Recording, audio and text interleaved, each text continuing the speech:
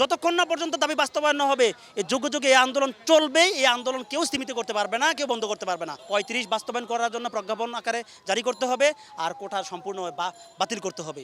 আপনারা জানেন যে এই ইন্ডিপেন্ডেন্ট টিভি একটা জরিপ করেছিল, সেখানে ৪০,০০০ স্টুডেন্ট শিক্ষার্থী ভোট দিয়েছে, ৩৫-এর পক্ষে দিয়েছে ৯৬% ভোট।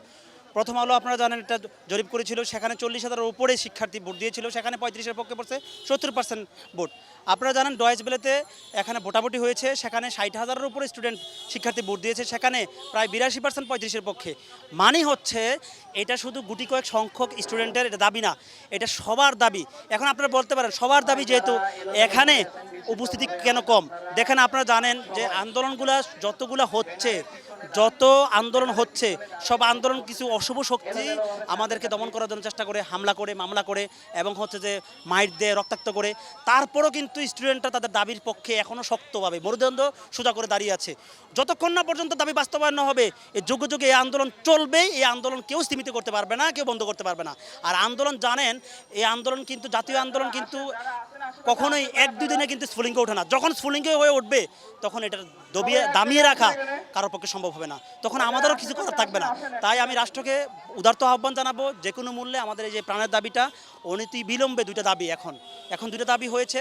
৩৫ বাস্তবায়ন করার জন্য প্রজ্ঞাপন আকারে জারি করতে হবে, আর কোটা সম্পূর্ণ বাতিল করতে হবে। এই দুইটা দাবি এখন সর্বমহলের দাবি, শুধু স্টুডেন্ট না, গার্ডিয়ানদের সহ সর্বমহলের দাবি এই দুইটা দাবি। এই দুইটা দাবিকে অবশ্যই বাস্তবায়ন না করা পর্যন্ত স্টুডেন্টরা রাজপথ ছাড়বে না। এই ১২ বছরেও আপনারা সাধারণ শিক্ষার্থীদের একাত্ম করতে পারেননি কেন? তারা আপনাদের সাথে শামিল হচ্ছে না কেন? আমরা অনেকের সাথে কথা বলতে চেষ্টা করছি, তারা আগ্রহ দেখাচ্ছে না। এটা এই যে আমাদেরকে ওই যে ডিভাইড করার চেষ্টা করতেছে বিভিন্ন অ্যাঙ্গেলে। যেমন কোটা যখন আমরা দাবি করলাম ২২-এর ৯ সেপ্টেম্বরে শাহবাগে আমরা ব্লক দিলাম, তখন আমাদের কি করছে, একটা ব্যাকডেট দিছে কাদের জন্য? যারা করোনায় ক্ষতিগ্রস্ত হয় নাই তাদেরকে দেওয়া হয়েছে ব্যাকডেট।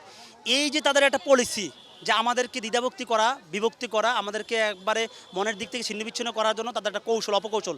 এটা গুটি কয়েক অশুভ শক্তি, গুটি কয়েক আমলাদের দ্বারা এটাই হচ্ছে। তো আমরা কিন্তু হেরে নাই, আমরা রিস্ক করতেছি, প্রত্যেকটা স্টুডেন্টের কাছে যাচ্ছি, সবাই ক্লান্ত। এই জন্য কারোর বয়স তো থেমে নাই, কারোর বয়স দিন দিন বাড়ছে, আর কারোর বয়স ৩৫ উপরে হয়ে যাচ্ছে।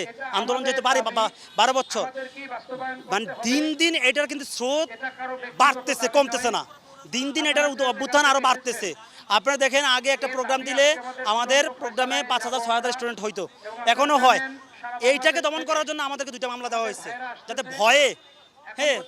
যাতে করে ভয়ে এখানে আন্দোলন না আসে। তো সর্বমহলে আমাদেরকে কণ্ঠস্তব্ধ করার জন্য, আমাদের দাবি থেকে আমাদেরকে বিতাড়িত করার জন্য আমাদেরকে সর্বমহল থেকে আমাদেরকে চাপ, প্রেশার অথবা বিভিন্ন অ্যাঙ্গেলে মামলা করা হচ্ছে। তারপরেও কিন্তু স্টুডেন্টরা সাহস করে রাজপথে নামছে। এটা নন পলিটিক্যাল একটা সংগঠন, নন পলিটিক্যাল স্টুডেন্ট সবাই।